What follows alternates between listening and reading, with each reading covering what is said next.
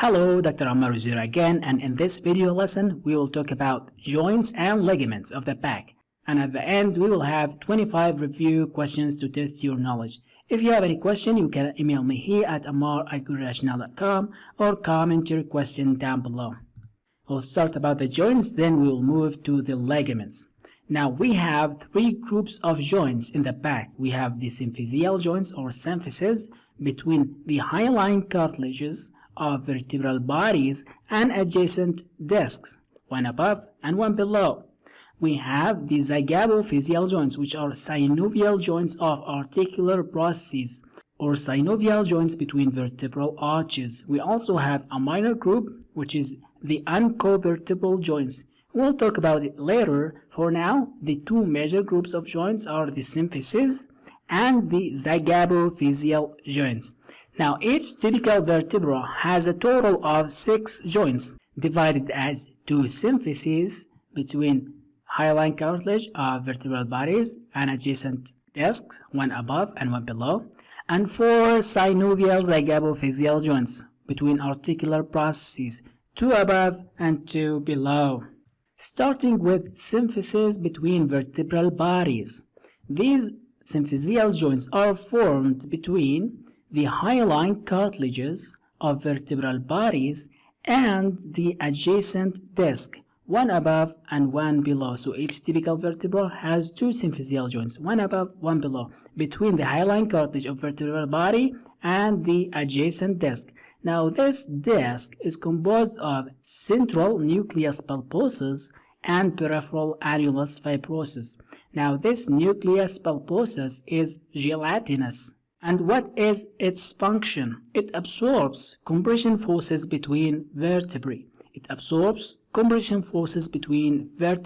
Now look at this annulus fibrosus. It consists of collagen layers arranged in a lamellar configuration in circles. See here, this is the lamellar configuration. Now, what is the function of this lamellar configuration? What is the function of this annulus fibrosus? It limits rotation between vertebrae. Now, if this annulus fibrosus is degenerated, the nucleus pulposus can herniate through that degeneration. And the clinical picture of nucleus pulposus herniation depends on the location. For example, if the annulus fibrosus is degenerated direct backwards, the nucleus pulposus will herniate through it directly and backwards and compressing the spinal cord. But if the annulus fibrosus is degenerated posterolaterally and the nucleus pulposus herniates through it, it will compress spinal roots and nerves. So it depends on the location. Next, we have joints between vertebral arches, or the Zygapophysial joints. These synovial joints are formed between the superior and inferior articular processes of adjacent vertebrae. For example, the superior articular processes of each vertebra articulate with the inferior articular processes of the vertebra above, and the inferior articular processes of each vertebra articulate with the superior articular processes of the vertebra below. So we have 2 superior joints and 2 inferior joints, total of 4 synovial joints. And there is a thin articular capsule encloses each joint. Now, what is the significance of these joints? What is the significance of the Zygapophysial joints? Their shape and orientation, along with the shape and orientation of the symphysial joints, determine the movement by vertebrae. So let's take, for example, the cervical region. The Zygapophysial joint slope inferiorly from anterior to posterior. This slope or orientation facilitates flexion and extension. Let's see the thoracic orientation of the Zygapophysial joints. It is more like vertically. Thereby, it limits flexion and extension. However, it facilitates rotation, lateral rotation. Let's see the lumbar orientation of the Zygapophysial joint. Look at this. It is curved from anterior, backward, and inferior, and interlocked. The interlock of this joint limits the range of movement. However, flexion and extension is still major movements of lumbar vertebrae. Now, the final minor group of joints, which is the uncovertebral synovial joints. What are these? To understand these, look at the superior surfaces of cervical vertebrae. Superior surfaces of cervical vertebrae. Move to the lateral margin. As you can see, the lateral margin of the superior surfaces of cervical vertebrae forms a crest or lips. Crests or lips. These crests or lips is called the uncinate processes. Now, the uncovertebral joint is a joint between the uncinate processes of cervical vertebrae and the vertebral body of the vertebra above. So it forms a small uncovertebral synovial joint. That's for joints. Now let's move to ligaments. Now what is the function of ligaments? Ligaments support and reinforce joints. They support and reinforce joints by passing between vertebral bodies and interconnecting components of vertebral arches. They pass along the vertebral bodies and interconnect parts of vertebral arches. We have four groups of ligaments: anterior and posterior longitudinal ligaments, Ligamenta Flava, Interspinous ligaments, and Supraspinous ligaments, and ligamentum nuchae or nuchal ligament. Let's talk about each one individually. First, we have the anterior and posterior longitudinal ligament. Here is the anterior longitudinal ligament, and here is the posterior longitudinal ligament. As you can see, the anterior longitudinal ligament attaches to the anterior surfaces of vertebral bodies and intervertebral discs, and the posterior longitudinal ligaments attaches to the posterior surfaces of the vertebral column, or the posterior surfaces of vertebral bodies and intervertebral discs. These ligaments extend along most of the vertebral column.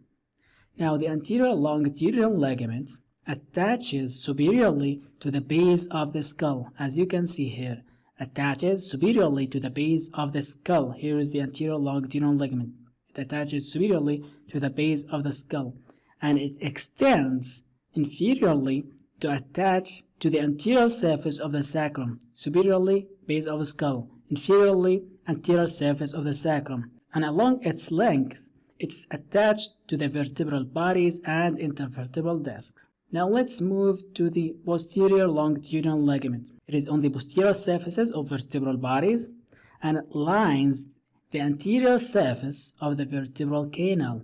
As you can see, here is the vertebral canal, and here is the anterior surface of the vertebral canal. Now the posterior longitudinal ligament lines the anterior surface of the vertebral canal. Here is the posterior longitudinal ligament in here. A note worth mentioning here that the upper part of the posterior longitudinal ligament in here attaches the cervical tube or the axis to the cranial aspect of the base of the skull, and it is termed or called the tectorial membrane. This tectorial membrane is the superior part of the posterior longitudinal ligament, and it attaches the axis to the intracranial part of the base of the skull. Now let's move to Ligamenta Flava.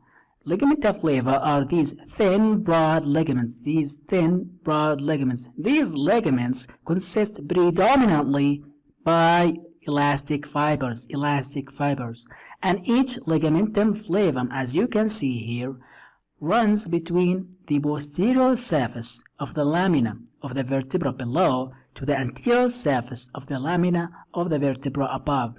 They run between the posterior surface of the lamina on the vertebra below to the anterior surface on the lamina of the vertebra above. Now, what is the function of this orientation and the function of the Ligamenta Flava in general? They resist separation of lamina in flexion. They connect each lamina with each other, and they resist separation of lamina in flexion and assist in extension backwards to the anatomical position. Here is another picture of ligamentum flava. It connects the posterior surface of the lamina on the vertebra below to the anterior surface of the lamina on the vertebra above. As you can see here also, the Ligamenta Flava form part of the posterior surface of the vertebral canal. Here's the vertebral canal in here. It forms part of the posterior surface of the vertebral canal. Then we have the supraspinous ligament and the nuchal ligament or ligamentum nuchum.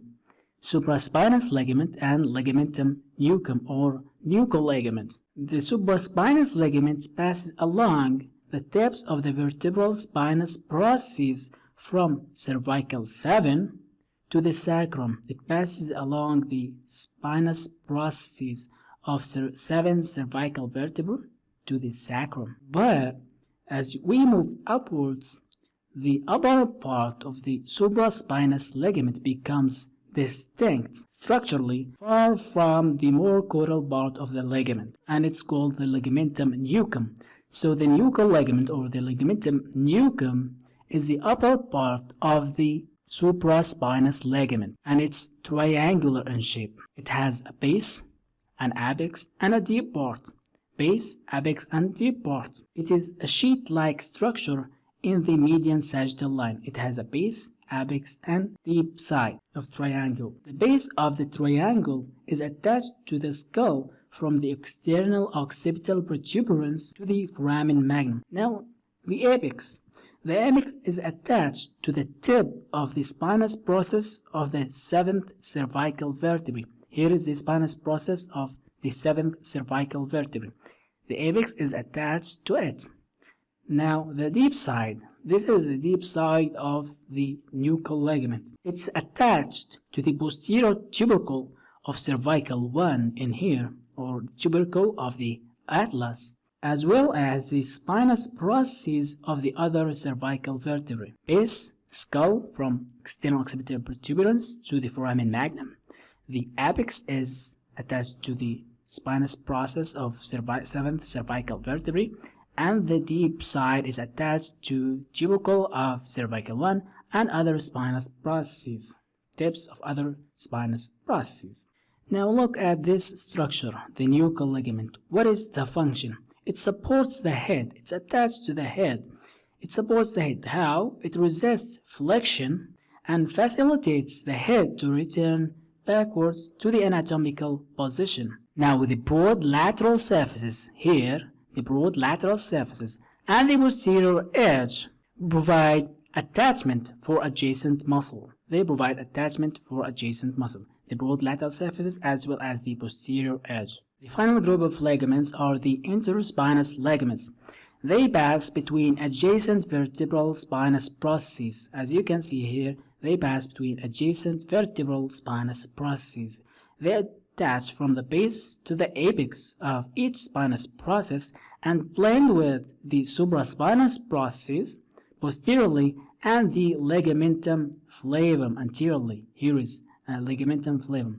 They attach from the base to the apex of each spinous process, blend with the supraspinous process posteriorly and with the ligamentum flavum anteriorly on each side, the two ligamenta flava. Okay, this is the anterior longitudinal ligament, posterior longitudinal ligament, interspinous ligaments between spinous processes. This is the capsule we've talked about of the Zygapophysial joint.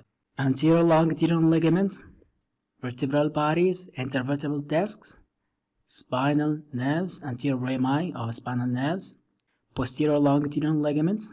Now time for questions. The 25 questions test your knowledge. How many groups of joints are in the back? One of the following joints is not a major joint of the back. How many joints does each typical vertebra has? Choose the most accurate answer. The symphysis is a joint between. Each typical vertebra has how many synovial joints and how many symphyses? The function of annulus fibrosus is. The function of nucleus pulposus is movements by vertebrae is determined by the slope of cervical zygapophysial joints facilitates the slope of thoracic zygapophysial joint facilitates which movement? The interlock of lumbar zygapophysial joints facilitates. The un-Covertebral synovial joints are formed between. All of the following are considered ligaments of the back except Tectorial membrane connects the following. What are the structures that tectorial membrane connects? Tectorial membrane is the upper part of which ligament? One of the following ligaments connects laminae of adjacent vertebrae. One of the following ligaments attaches to the anterior surfaces of vertebral bodies. One of the following ligaments attaches to the posterior surfaces of vertebral bodies. One of the following ligaments resists separation of laminae in flexion. Regarding ligamentum flavum, one of the following is true. Regarding ligamentum flavum, one of the following is true. Nuchal ligament is the upper part of which ligament? One of the following provide attachment for muscles. Nuchal ligament supports the head by resisting flexion and returning the head to its anatomical position. True or false? One of the following attachment is not true. One of the following attachments is not true. That's all for this video lesson. If you like it, please hit the like button, subscribe, and share with your friends. I will keep uploading for you. Thanks for watching. See you in the next video.